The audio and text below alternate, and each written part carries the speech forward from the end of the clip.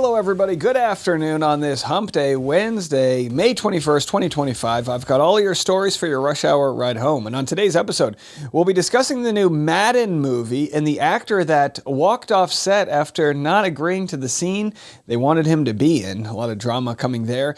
And then Chris Brown has been released on bail in the United Kingdom following his arrest. I think he was in jail for 3-4 days. So, we'll have to see what to make of that story, and more on Diddy's trial as the second week is in full effect. And then lawyers reject Blake Lively's move, looking for Rule 11 sanctions. No, not lawyers within the case, but a sort of group of lawyers and judges say this is nothing. It's a nothing burger. So I'll share what they have to say. And the president of South Africa joined Trump in the Oval Office, and it was a completely normal conversation. It went off the rails, and I'll share some of it for you. And then updates on the war in Gaza, the starving that's happening, and what is being done to feed the kids. All these stories and more coming up right now on The Rush.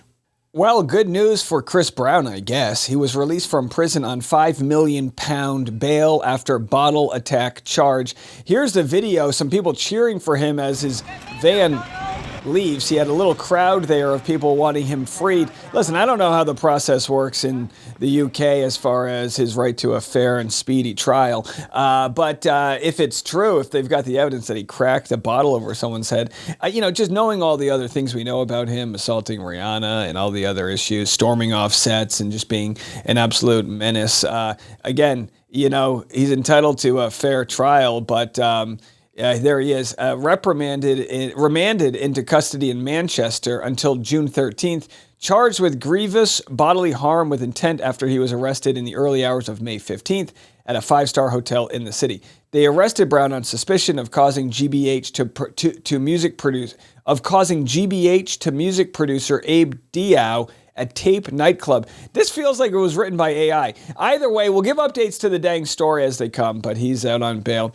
A Madden movie update. Actor quits over alleged use of the N-word and full nudity. Studio disputes the report. So we don't have an update on who the actor was. My guess is it was an extra, a background actor. There was a locker room scene that had nudity. He wasn't comfortable with the nudity after talking to the intimacy coordinator. They were going to frame him in a certain way, and still didn't like what was going on. I have to say this, having worked for several years as an extra and background actor in a stand-in on movie sets, ranging from The Social Network to Wolf of Wall Street to Wall Street 2 to literally everything under the sun. If it's shot in New York or Boston, I probably worked on it. Having been on set, I can tell you right now, the background actor is the last person to know what type of scene they're in. I've been on sets where they wanted to shave a Nazi haircut onto my head. I'm not kidding. And you show up and then the hairdresser's like, all right, come sit down. And you're like, oh, 1 second. I'm getting paid $144. You're not going to shave some stupid haircut. They used to do this all the time for the HBO show Boardwalk Empire. It's shot in the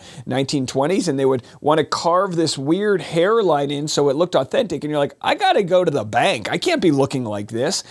So my guess is, without further information, this actor showed up to set, realized there was implied nudity, and was like, not for the rate you're paying me. So I don't know if that's the story, but more to come. That's my initial hunch, is that they put someone in a bad position. All right, coming up next, we've got the Diddy trial. It is, what is this, now day 8, right?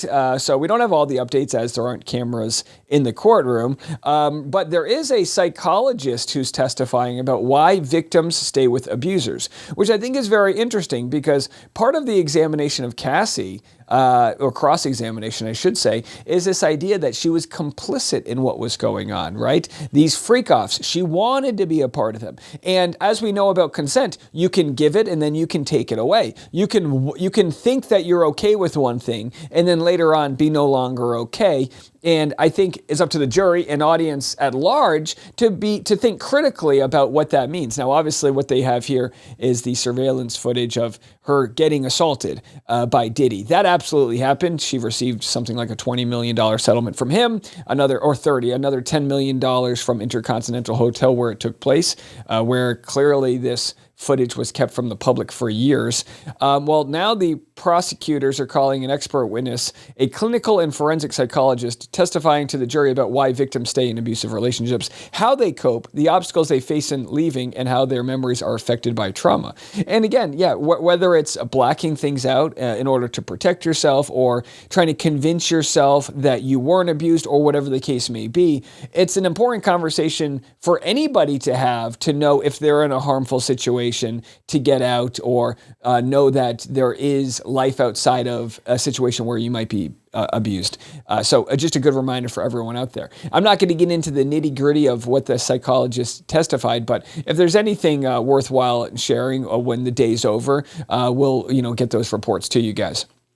I do have a couple Justin Baldoni stories to get to. Nothing big in the news, but as you know, the last several days we have had updates with regard to Justin Baldoni, Blake Lively and Ryan Reynolds both filing Rule 11 sanctions and what exactly that means. We'll get into that clip next, but I did want to share this article from People magazine. Now, there is a lot of PR that goes into these gossip rags, whether it's, if you pay enough money, People magazine is like the Wheaties box of celebrity culture. Like if I had the right connection, I could get like a birthing announcement in People magazine, right? Now, even though I got the cutest son in the world, they're not going to want to share him because I'm not famous enough. But the point is that that's all the magazine really is just fluff pieces. They don't cover anything in depth. They're not doing investigative research. So when they have articles come out, you can either wonder, is this People magazine just releasing a random article, or is it Blake Lively's side wanting them to cover things a certain way, or Ryan Reynolds or Justin Baldoni's side? As we've seen, TMZ seems to have a close relationship with Justin Baldoni's lawyer, Brian Friedman, and people are saying that People magazine seems to have a close relationship with Ryan Reynolds and their ability to sort of control which stories they want people to cover. Justin Baldoni is feeling the financial and emotional weight of his legal battle with Blake Lively, exclusive sources. So this article, again, don't need to get into the meat and potatoes of it, could be something that is released from the Blake Lively camp to try to show that Baldoni's weak, emotionally speaking, that he doesn't have many resources left. The best thing you could want if you're Baldoni's side is the billionaire Steve Sarowitz and saying, we've got $100 million and we can bankrupt you. Well, if he's willing to spend $100 million, is Blake's side willing to spend $200 million? These sound like absolutely crazy numbers. But when you factor in the will to win and not be exposed, is it worth $200 million if you're Blake Lively or Ryan Reynolds' side? You could argue it is, because let's say Blake Lively doesn't want to deal with this anymore and she wants to say, you know what, I made it all up, then nothing was wrong. Well, her career's done. That's going to cost her hundreds of millions of dollars in the long run, right? So you can see why people want to sort of fight these things to the death. That's ego for you, baby. But either way, is he feeling the emotional and financial weight? I'm sure he is. But I think Baldoni, if I had to put money on who's going to come out better in this, I would say Baldoni, because he has everything to lose. He has already lost it. Now he's fighting the defensive, which is, I will go to the edges of earth to prove my innocence. That's the side that usually fights this thing all the way to the finish line. Here's an update from an attorney. This was shared on the Team Justin Baldoni subreddit. She was presenting the Blake Lively, Justin Baldoni case to a room full of attorneys. These are her words, not mine. And she said, after telling the attorneys about everything about the case, here's what they had to say about it. I wanted to share a few clips for you guys. I barely had to address it.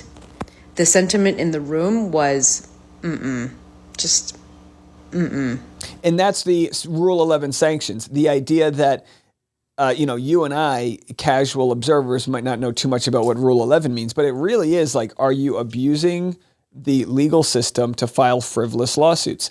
And my initial thought when they filed this against Baldoni is absolutely not. Even if Baldoni loses this, he has a case to be made. It's almost like if you were playing a baseball game and it was a major league team, the best major league team versus the worst major league team.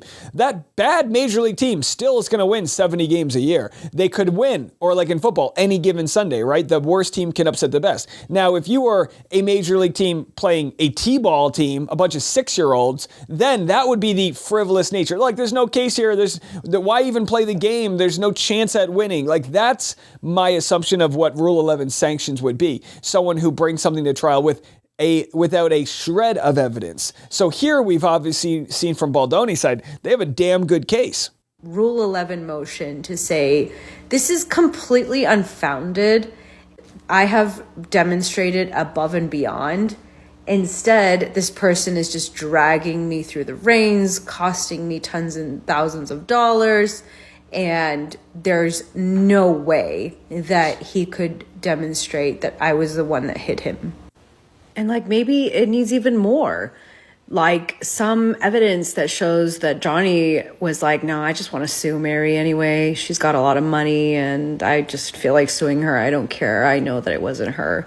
It has to be that cut and dry. Like, it has to be that demonstratable that you've got the wrong guy, you've got the wrong claim. So in our case here with Baldoni, she used just a random example there with Baldoni Lively, there would have to be some sort of smoking gun text message like, we're going to harass her just to put pain on her as retaliation. You know, not the current case, which is he's claiming they were in self-defense mode to all of her sort of coming after him. All right, well, so again, I've said this for the last few weeks. A lot is up in the air with the Baldoni case. The judge has a lot to rule on, motions to dismiss. My guess is they'll be denied, and if they are and when they are, or if they're not denied, if they're accepted, it'll be a bombshell story. So we're going to get that soon. That has to come soon. Time is of the essence. But in the meantime, when we come back, we'll discuss more of what's going on in the world of politics. Democratic Representative Jerry Connelly of Virginia dies after battling cancer. A sad story, but what's so crazy about this is that he was elected to the leadership role after a challenge from Progressive Representative AOC. Now, he's passed now, but he was battling cancer, and they thought he would have been better to serve as the head of the Oversight and Government Reform Committee versus a young, energetic, and popular AOC, which is just so crazy that they'd rather have a man who was dying of esophageal cancer represent and lead them versus young talent. And this is what's wrong with the political system, right? This is what's wrong with whether the DNC or the RNC, is that they would rather have the old guard there. So sorry to hear about the loss here, but it was no surprise, right? He was battling an aggressive form of cancer. And again, not to be redundant, but it just goes to show that those people in charge, the powers,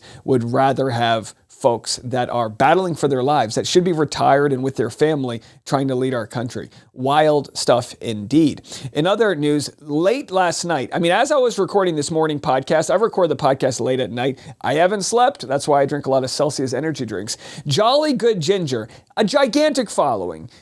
He's been talking about what is wrong in our country, and he does it through a lens of a kind of a blue-collar presenting guy, which I think is so interesting, right? You hear these like sort of Hollywood elites, the coastal type of newscasters, and they don't always have the same credibility that someone has that literally looks like they just came out of a coal mine town, and call it what it is. So Jolly Good Ginger says they are trying to pass stuff while we sleep. Shout out to the people showing up to let them know we see them. So here he is showing that Congress, for no reason at all, was trying to pass bills late at night. It wasn't like it's because of a war. We have a last minute, we need to pass this to approve we got to go strike Osama bin Laden. We got to run to the thing. And no, none of that. Just because of the bad press, because they're going to be taking away people's health care. At the Capitol building at 1 o'clock in the morning because the Republicans are holding a Rules Committee hearing to try to pass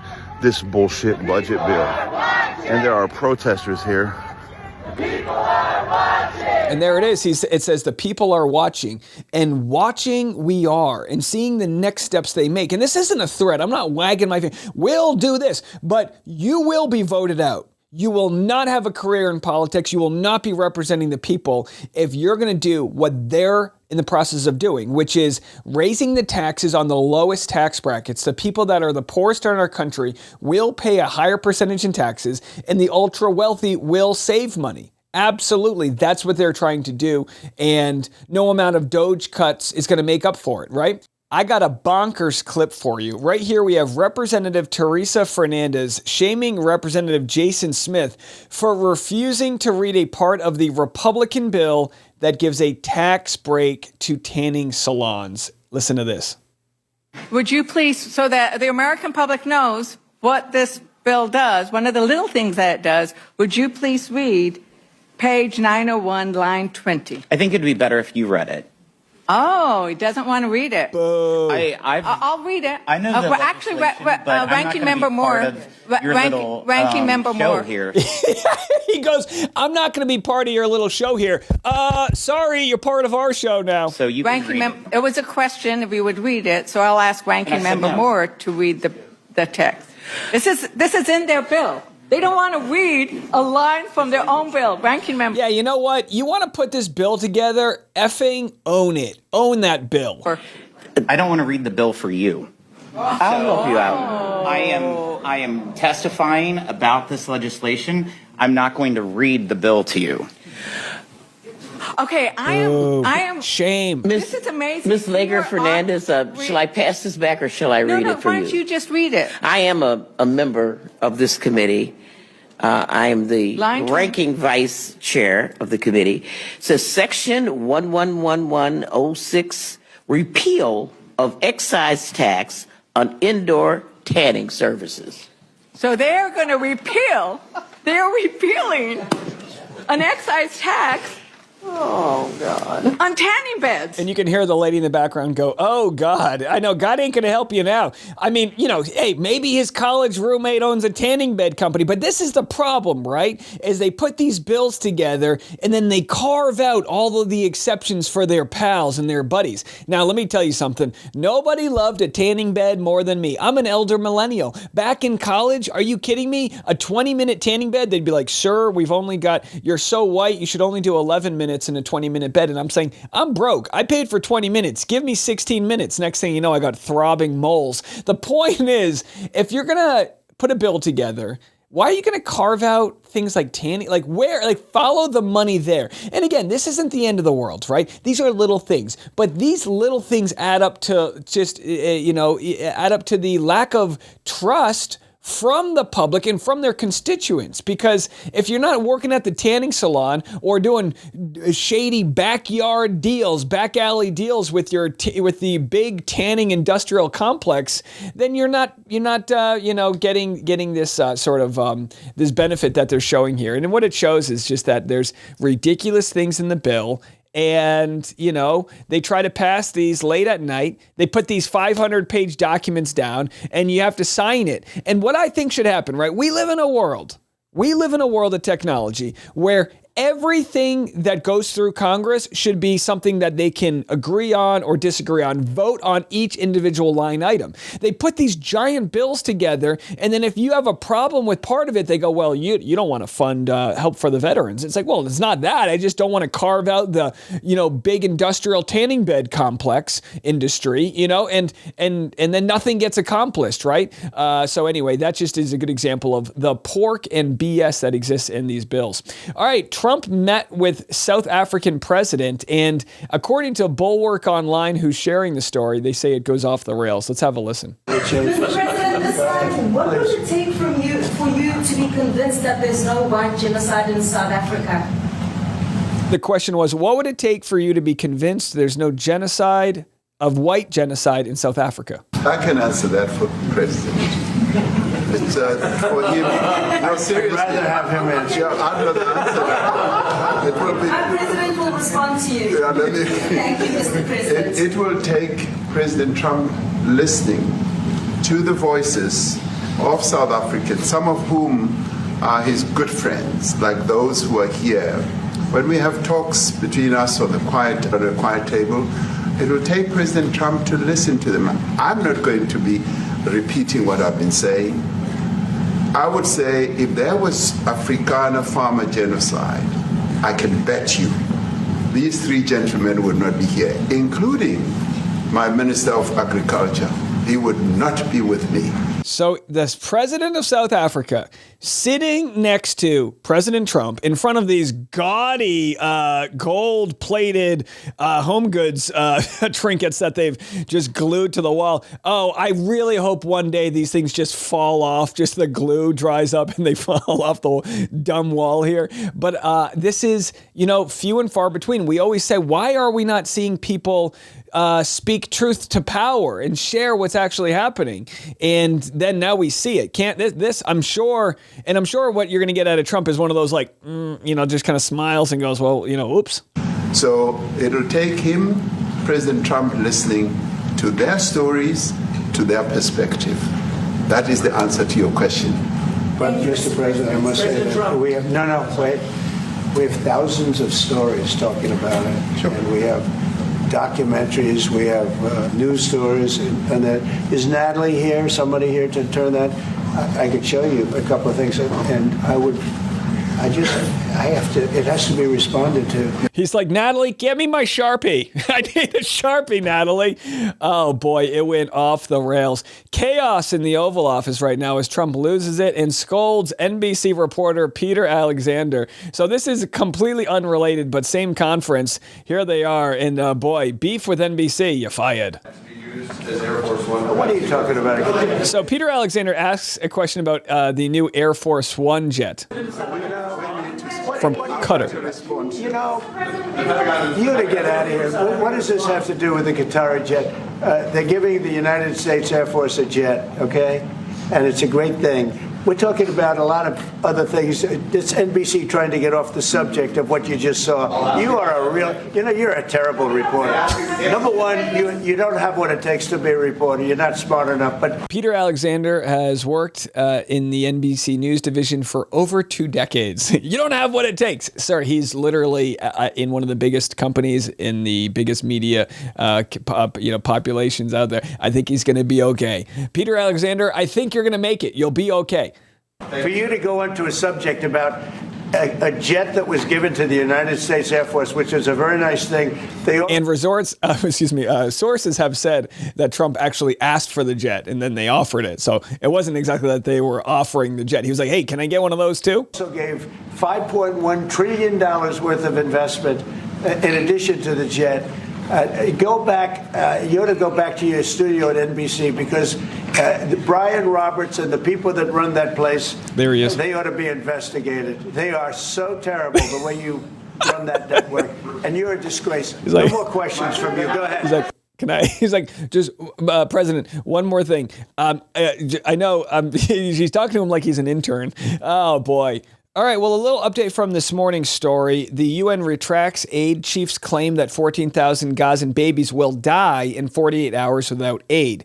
Again, this is from the Jerusalem Post. The UN later cited a report that said there could be 14,000 cases of malnutrition in children in Gaza between April of 2025 and March of 2026, a time frame of 1 year, not 2 days. Now, I will say this was sent to me by several people just to show that the ABC News story was wrong. And look, I understand there is a little bit of a retraction, although I haven't found the original source. But it is true, as reported by United Nations, that starvation looms for 1 in 5 people, say food security experts. So there is no denying that a famine is happening. There is no denying that this is a violation of international law, that starving a whole population as a result of trying to squeeze out the Hamas, terrorist organizations holding of hostages. Like, we understand that it is brutal what they're doing to the hostages, but an eye for an eye makes the whole world blind. And what is happening here to the million or so youth, right? There's 1 million out of the 2 million population in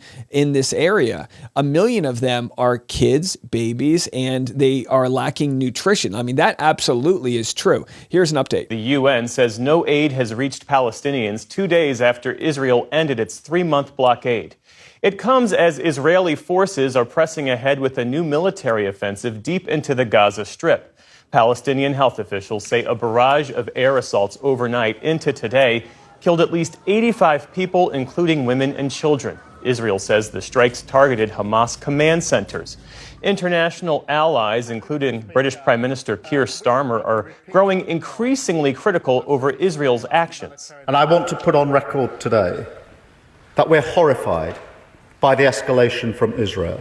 The recent announcement that Israel will allow a basic quantity of food into Gaza, a basic quantity, is totally and utterly inadequate. Yeah, and also some of the food that is being let in has actually not made its way to the factories. Here we have the new Pope, Pope Leo, appealing to Israel to allow humanitarian aid to enter Gaza. I'm going to read the subtitles of what he's saying. The situation in the Gaza Strip is increasingly worrying and painful. I renew my heartfelt appeal to allow the entry of fair humanitarian help and to bring to an end the hostilities, the high price of which is being paid by children, the elderly, and the sick. So there it is. That's the Vatican. That's the Pope. It's not a political leader saying we need to do more. Here we have an update from 60 Minutes. This is actually from last month, but it just goes to show it's not just food. It's all of the things the hospitals need. The bombing of cancer institutions and hospitals. And look, I get it, right? Hamas has used civilians as a human shield. They've had, tunnels that are underneath a hospital. But like, what are you supposed to do? And I have some people in my audience that are saying, look, yeah, the starvation sucks, but they should release the hostages. It's like, both things can be true, but to think that we're going to let a whole population starve because these hostages have not been released, there has to be another solution. When these patients come into the emergency room, what is it that you don't have? There's no sterility. Anesthesia is kind of a luxury sometimes. We had 2 kids come in, 2 young kids involved in an explosion. One was missing skin over half of his body. The other one, we did an emergency amputation of his leg. Both could have been saved. They were both brothers, but I remember the anesthesia doctor on the phone begging the blood bank for blood. And there's only so much blood to give, and the blood bank said, sorry, we don't have any more to give you. We just can't give you any more. And it was a Palestinian doctor. He collapsed to the ground crying, and he said he can't take it anymore because he's lost so many kids for something as simple as a blood transfusion. And as I covered this story this morning, I have to be honest, it's emotional to cover. And I'm no victim here. I'm well fed. But to even address these things and share them out loud, I find myself emotionally overwhelmed. I don't have the tools in my cushy Western civilization world to even fathom what famine they are experiencing right now. There's a lot of misinformation online. There's a lot of videos showing what appears to be a Chinese plane that's dropping aid. It's not true. They are getting nothing, and they are getting very little to nothing. They are starving, and we have the ability to change this course. Some people have said, "Oh, geez, now influencers are finally talking about it." Yeah, the Theo Vaughns. People had a hard time articulating, and actually, believe it or not, can take a while to even educate yourself on what's going on. I messaged my sister this morning. She had no idea. She couldn't pick Gaza out on a map. Most people can't. She had no idea what was going on, and most people don't. Have these conversations. Talk to your friends and family. Ask them if they understand what's going on. If we can get a country worth of people to stand together and say, this is wrong, if we can do that, we can change the course of history.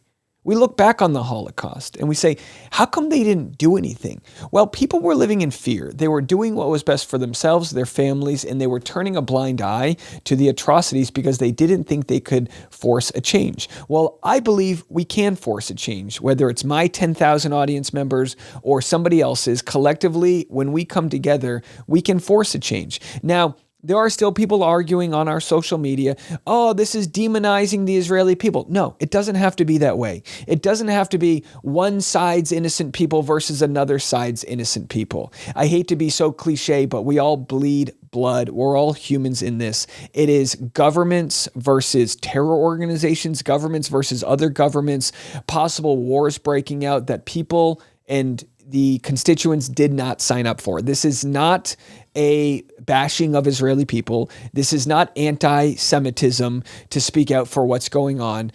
This is humanity. And as we've covered humanity at a much more myopic level, as we seek justice for Clayton Eckert or Baldoni or the truth to come out in these individual stories that we can control, this is a big one. This is the Super Bowl of stories. Now is the time. Feel free to share any content you see that can help illustrate this problem, and let's get the world on the same page. We'll be back in the morning. I'm Dave, and this is The Rush.